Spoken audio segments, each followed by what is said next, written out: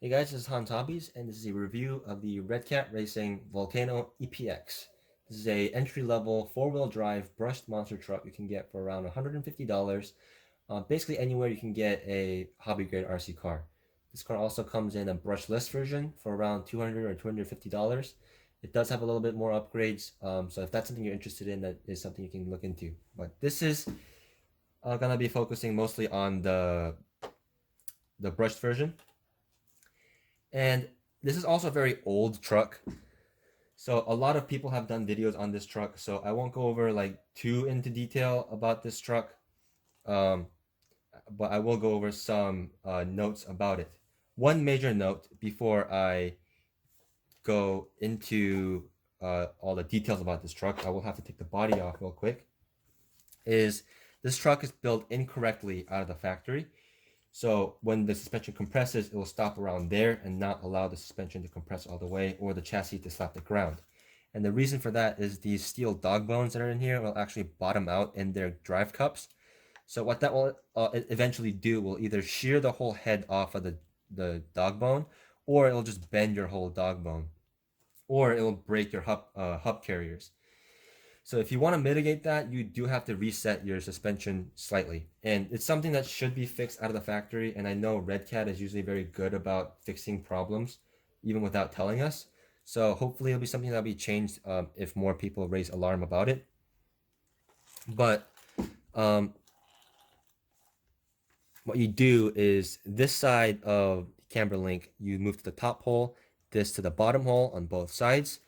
And on the rear, you move again this side to the top hole and then this side to the bottommost hole on this side of the knuckles. There's 4 holes there. So that's something you definitely want to do. What that will allow you to do is slap the chassis all the way under full compression and the dog bones won't bottom out, which will save your dog bones.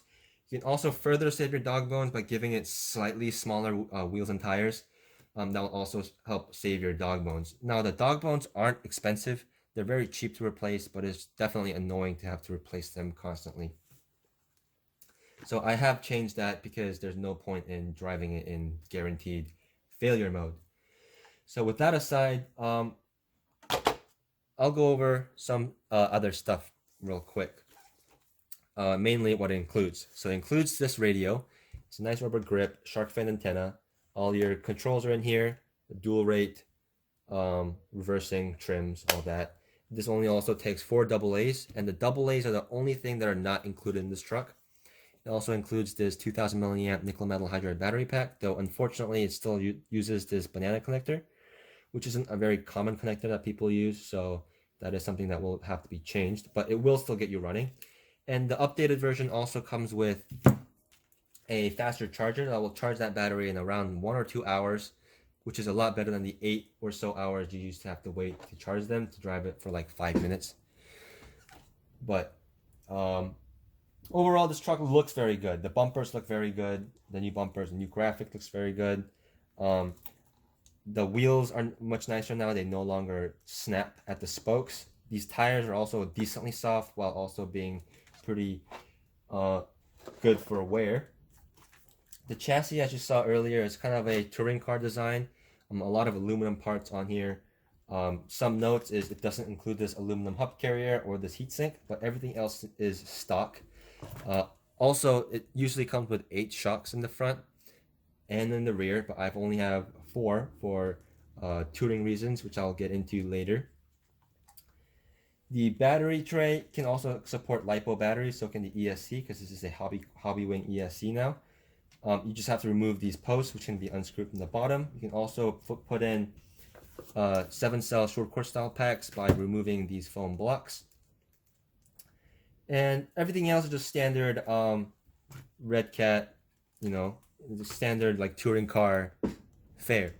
The couple changes that the Volcano has over its sister cars, like the Exceed RC car and stuff, is it does have a plastic spur gear and a brass pinion gear, whereas the other versions will have a steel pinion and spur. That is not a bigger that's not a huge problem for the truck. It makes it a lot quieter, and it for the other benefits that this version has, I think that's a very minor problem. What is kind of unfortunate though is it doesn't include bearings. It includes brass bushings, and so that is something that will start to squeak after a few runs. So that is something you should upgrade, though it isn't too expensive to upgrade. Um, so with all of that said, let's take it out and see how this car runs.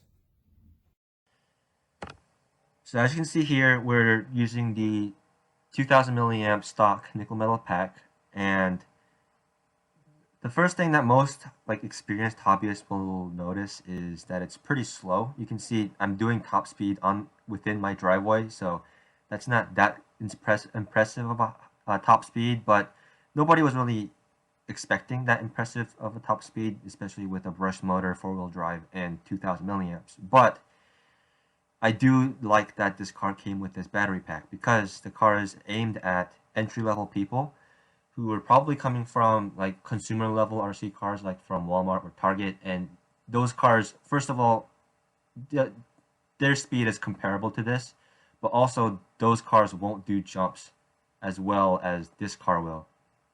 So even with the weak pack, someone like a beginner should definitely be able to have decent amount of fun with it. And a lot of experienced hobbyists tend to forget that a lot of newbies don't have a lot of extra batteries to just throw in their truck if it doesn't come with one, and that it's pretty annoying for a casual person to have to buy extra batteries after an expensive purchase like this. But here we have the truck running on a 7-cell nickel metal pack, which is pretty comparable to a 2-cell LiPo pack. And you can see immediately the truck's performance is greatly improved. It's already pretty comparable to all the other trucks in the market. So that's another reason why I won't dock the truck for the stock battery, because it will get you running, and it's very easy to improve the performance of it just by by picking up an extra pack. If the person decides that they want to stay in the hobby or just want to just try adding something to it to increase the performance. So top speed with this stock pack looks to me around, from my driving, to be around like 20 something miles an hour. And that still isn't too fast for a lot of people, but you have to remember this is a toy car and there's no real reason for it to go 60 miles an hour. And a lot of people will just enjoy the truck at 20, 30 miles an hour. So I think that's pretty respectable. The huge turning circles I just did there are just to show again that with my setup, the steering radius is pretty large. But with the stock setup, it'll be probably around half of that radius. So just something to keep in mind. For jumping performance, here we have the truck doing more jumps. And you can see it jumps pretty well. It lands also pretty well. Being four-wheel drive and pretty low center of gravity helps with that too. Even if you don't hit the jump properly, it won't like flip over as easily. You can really control how the truck lands. Like you saw it initially land with the rear wheels, and then it landed with the front wheels. You can really control with four-wheel drive trucks how your truck is gonna land. Again, you see there it's landed on its rear wheels again. Just by controlling your throttle input, more throttle will make it land on its rear wheels. Less throttle will make it land on its front wheels. Kind of neutral throttle will make it land flat. So that's pretty fun to play with. And you can see there, I purposely tried to go off the ramp kind of at an angle to really show that the truck doesn't like to flip over. There it happened to flip over because I did crash it, but just flying over kind of off the ramp will still let the truck like balance itself out and land back on its wheels, which is another thing that entry-level people and even experienced hobbyists would appreciate, because nobody really likes to have to walk over and do that walk of shame and flip over their truck. It really puts a damper on the enjoyment of your truck. Here I'm just doing some just overall driveway front yard bashing like a lot of people would do with their truck, and it's a lot of fun to drive, especially with that pack. So how durable is this truck? So as you can see here, I'm purposely doing some sort of crashes that would happen normally on your driveway as you're driving it. And this truck is pretty durable. All the plastics are really soft and gummy. which means nothing will really snap. And also on top of that, with the burst system, it's just not fast enough to break anything. So that's really nice to see that for an entry-level truck that you don't have to be worried about anything really breaking on you while you're driving and enjoying your truck. So on an off-road surface, how does this truck handle? So a disclaimer before I start is this is driving with the four shock setup, not the 8-shock setup. Unfortunately, I don't have any footage of it with the 8-shock setup, but I will note that on the gravel surface, it basically drives exactly the same as you see it here, maybe with just a little bit tighter turning radius. But on the rough stuff that it's going over like right now, it will be a lot jumpier and a lot bouncier just because the suspension is a lot harder in the stock setup. With this 4-shock much softer setup, you can see even on the really rough stuff, it's very planted and doesn't seem to have a lot of trouble, even though the truck is very low slung and very low ground clearance compared to other quote-unquote monster trucks. Some people will complain that the truck doesn't look like a monster truck or isn't a true monster truck because it is so low slung. But as you can see from the video, it doesn't have any problem, especially with the 4-wheel drive too, going over rough terrain. And you can see it will 2-wheel sometimes and attempt to traction roll, but especially with this low speed, it will never traction roll basically because it is pretty low center of gravity, and the chassis is pretty flat, so it never really gets hung up on anything. So overall, I really like the setup of this car, and it's just a really good handling truck. I will note both on and off the road, both stock and non-stock shock setup, the steering servo is very slow. So that's something you'll definitely want to replace if you really want to get really into this truck. But other than that, I really don't have any complaints about this truck. It drives well, it's durable, it's pretty cool. So overall, would I recommend this truck? For what the car is marketed towards, would highly recommend this truck. It's very durable. It's easy to drive. It's very low maintenance. Um, it's pretty cheap for what it is. And Redcat parts support is also excellent from my experience. So if you ever have a problem with it, you can just contact Redcat and they'll help you out. If the truck is broken out of the box, you contact them and they'll send you parts right away.